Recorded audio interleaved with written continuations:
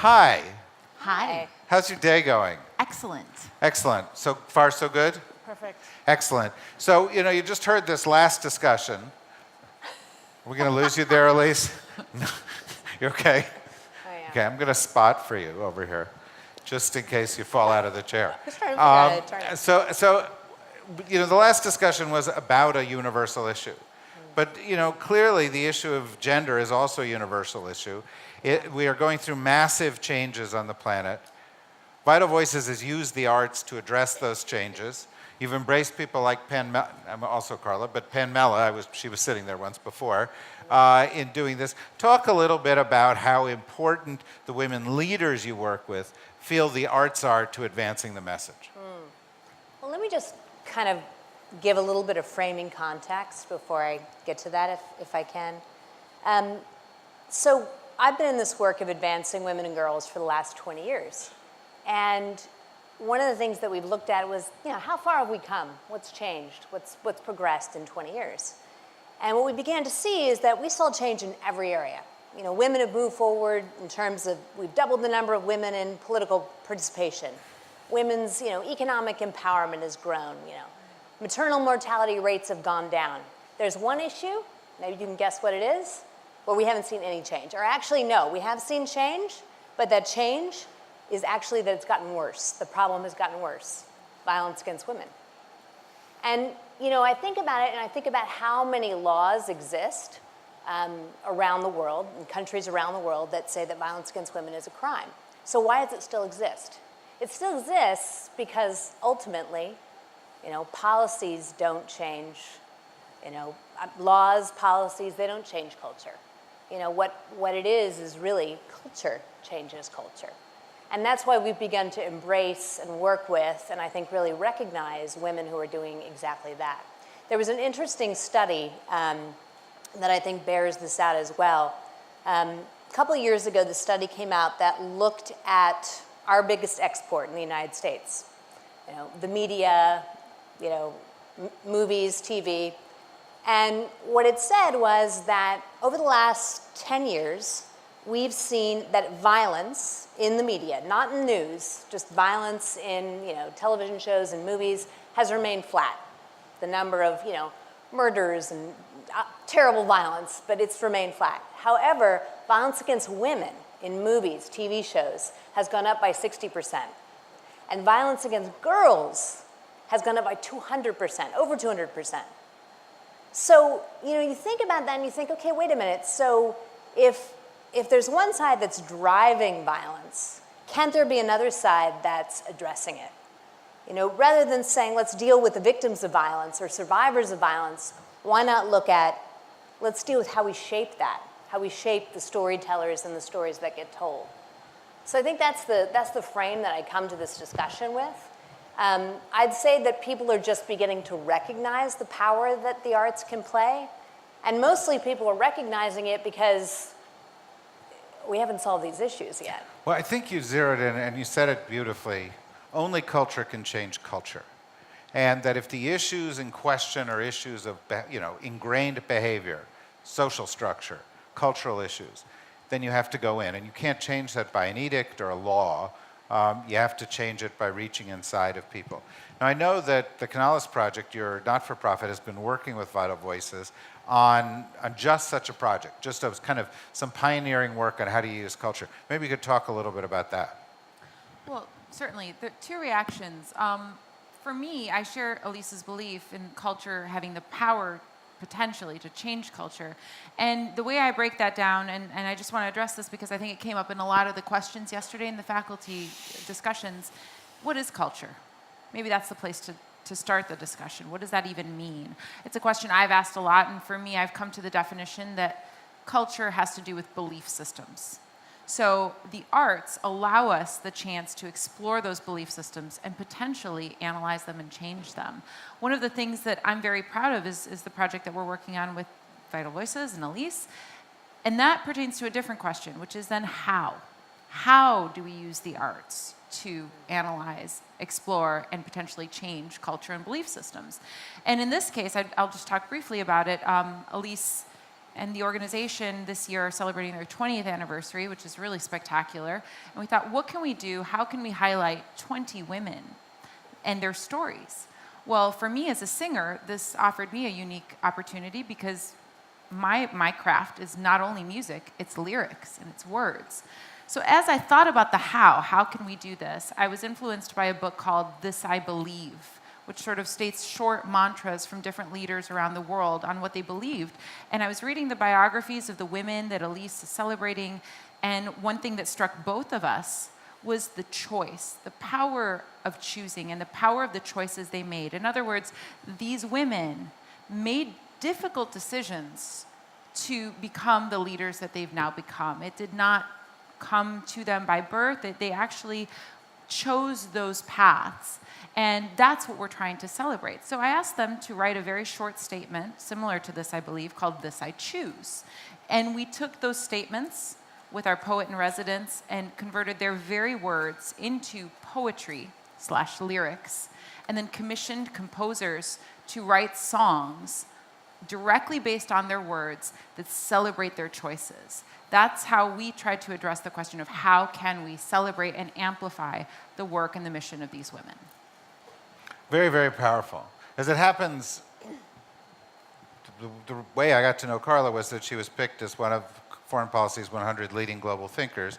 The year before, you were picked as one of our 100 leading global thinkers, Adejoke, and it was in part because you made one of the choices, a lot like Carla's talking about. At a certain point in your life, you said, I can use my art to address the role of women and the issues that I care about. You want to talk a little bit about that? Absolutely. Thank you for having me. The first segue into art making really stemmed from my work with female genital circumcision, FGM mutilation, which is something that happened to a lot of women in my family, but not something I realized until much older in life.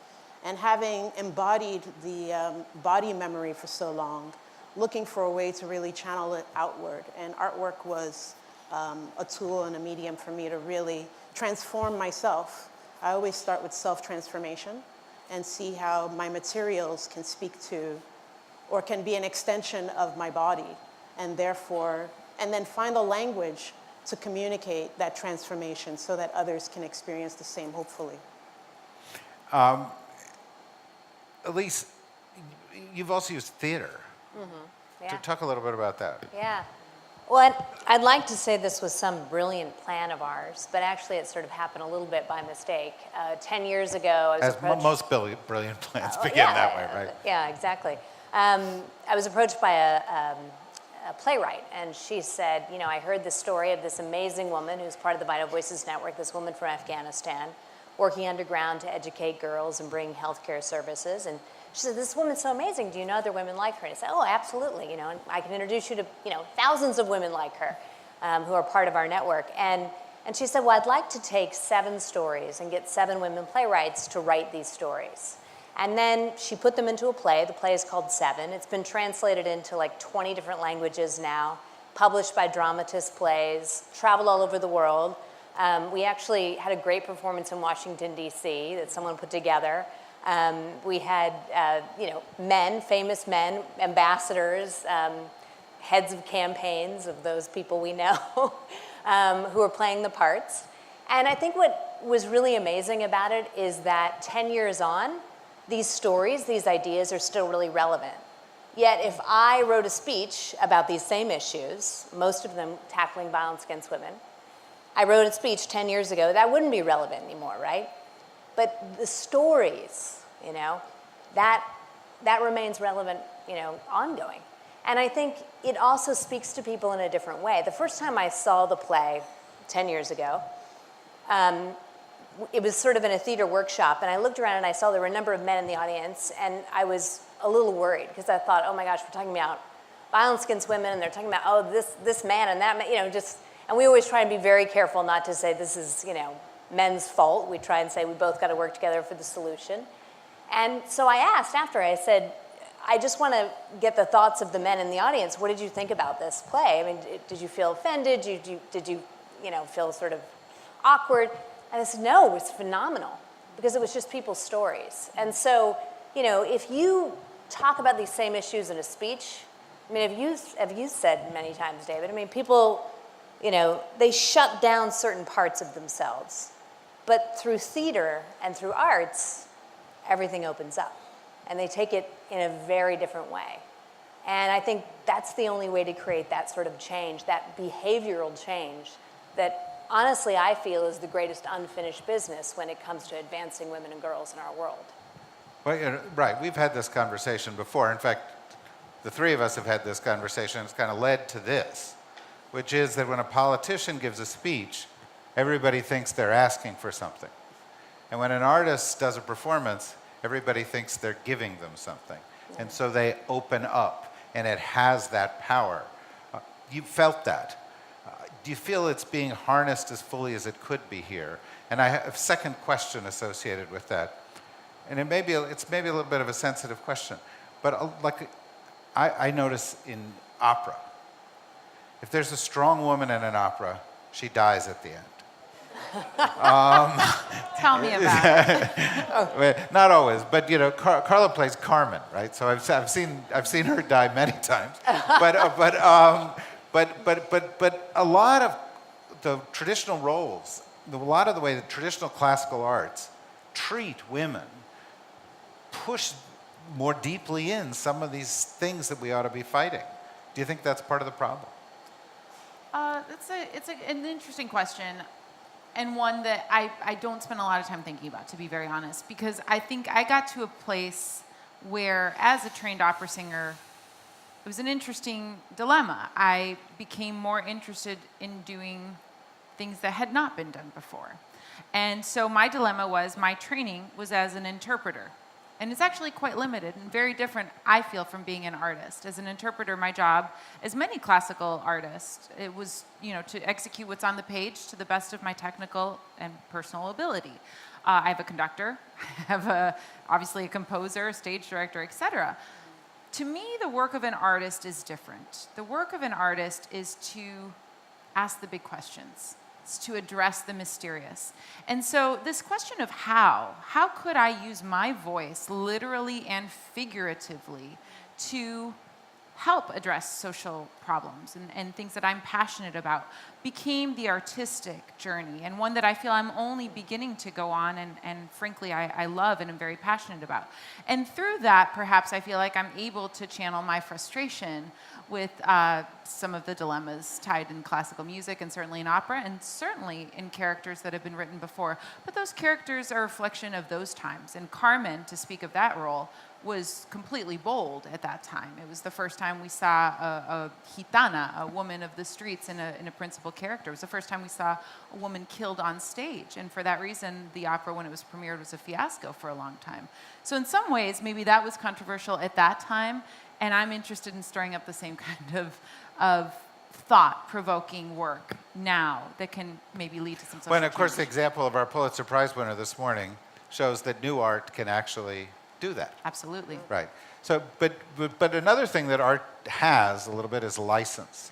The license to talk about things that are hard to talk about in society. Genital mutilation is something perhaps that's hard to talk about in society, but art enables one to raise that conversation. Even in places, Africa and so forth, that have resisted and been sensitive to some of those issues. What's been your experience with that dimension of art? Well, like I said, it's something that I embodied as sort of a body memory that I did not realize until my late 30s. And I became more aware of my femininity later in life as a result of basically coming out of the closet after having been with a partnership and with a man for about 13 years, a failed miscarriage, religious conservative family that doesn't really support the queer narrative or my identity as an openly gay black woman. And also having tied in that, my parents being from Nigeria, they're coming in with their own cultures. I mean, this is something that I feel there's culture and there's custom. Cultures are supposed to change.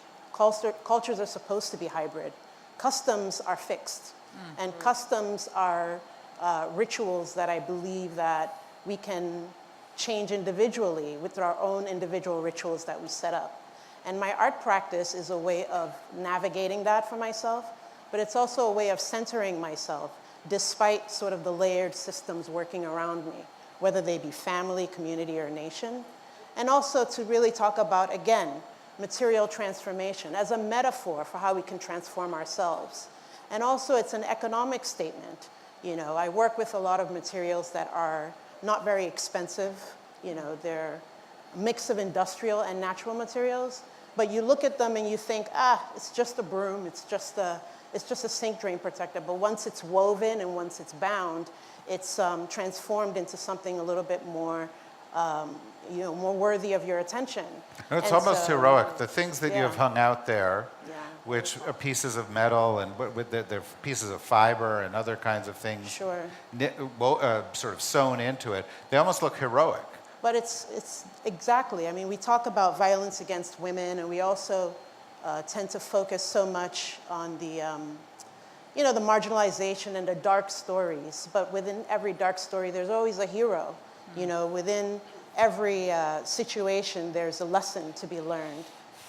With women in Nigeria who have been kidnapped by Boko Haram, the Chibok girls and women, there's one girl, Lydia Pogu, who had the audacity and the courage to jump out of the military truck and run to freedom. We don't hear about Lydia in the media, but she's inspired my work, and she has also encouraged me to work with young girls at the Lower East Side Girls Club, teaching them how they can use her story to tell their own personal stories through art and through medium.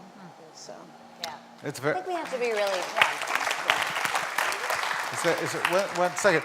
Did you steal the catch box up there? Can we have it back? Why did? In just one moment. All right. Have a comment. Yeah, well, it's inspiring listening to your stories. And I'd like just to echo, from my perspective, growing up both in Pakistan and America, 3 projects which illustrate what you just said. One, being a polio goodwill ambassador in Pakistan, I arrived in 2014, where 182 frontline workers, mostly Hold the women. microphone a little close to your faces. Thanks. Can you hear me now? Yes. Yeah. So 182 frontline polio health workers, mostly women, have been shot down by the Taliban. And so there was, in 2014, great panic, fear of how to, rid Pakistan of polio and confront this violence.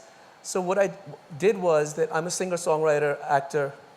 I took acoustic guitar with the women, and we went into the communities giving polio drops to the kids. I'd play acoustic guitar, and it would create an atmosphere of calm, friendliness. And from 306 cases in 2014, we're down to 2, and this year we're going to stop transmission of polio. And I'm not saying it's just because of playing guitar, but it is communities working together, using culture, women to affect change. The other... very briefly, we just have a couple minutes left Yeah, here. So. the other is women's empowerment in Pakistan. Through TV and film, there's a great change which is coming.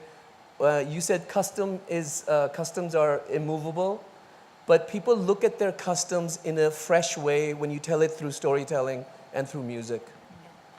So-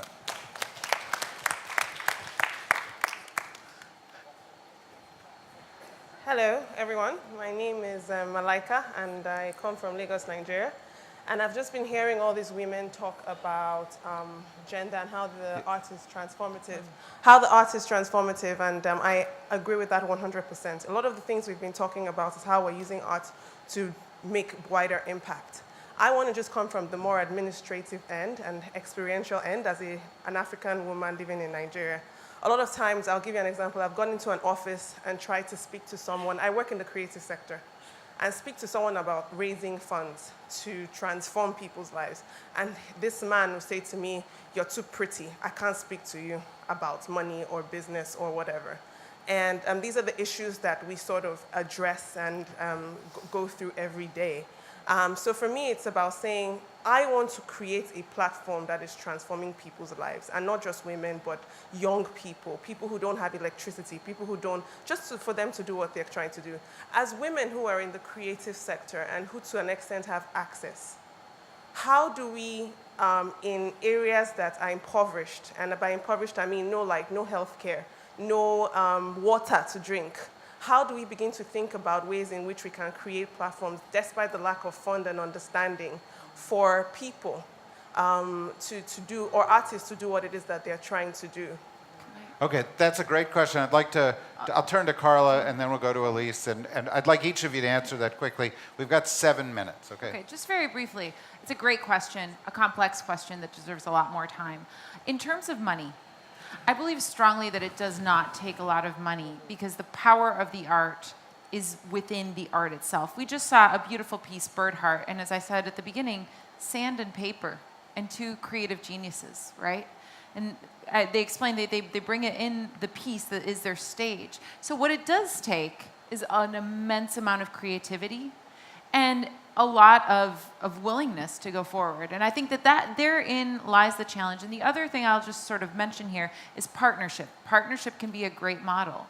You know, in terms of the work that we're doing it as partners. My purpose is to use art to help solve Elise's problem. She's looking for artists to help amplify her mission. Through this partnership, we can share costs. Elise, do you want to add anything? Yeah, I mean, I would absolutely agree with Carla. I think you've got to be creative. I mean, one, you know, there's a necessity, obviously, because of the lack of funds. But I actually think that pushes you to probably, you know, take a different path and maybe get to a better solution in the end. So, you know, I also think technology can play a huge role. Yeah. You know, there are women that we're working with who are raising awareness about these issues like we would have never thought possible just because they have access to a phone. So, you know, I think it's just really about thinking outside the box, and you'll probably come up with solutions that don't even exist currently. Do you want to add anything to that? Yes, I Sure. do. I thank you for speaking up. I also think you can be selective about the types of works that you choose to show.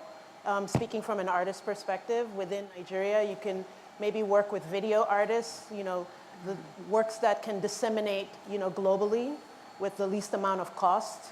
You know, be economic in your choice, but also still keep the integrity of the work and the talent intact and the authenticity intact, but you want to pick a medium that can travel the furthest with the least amount of money.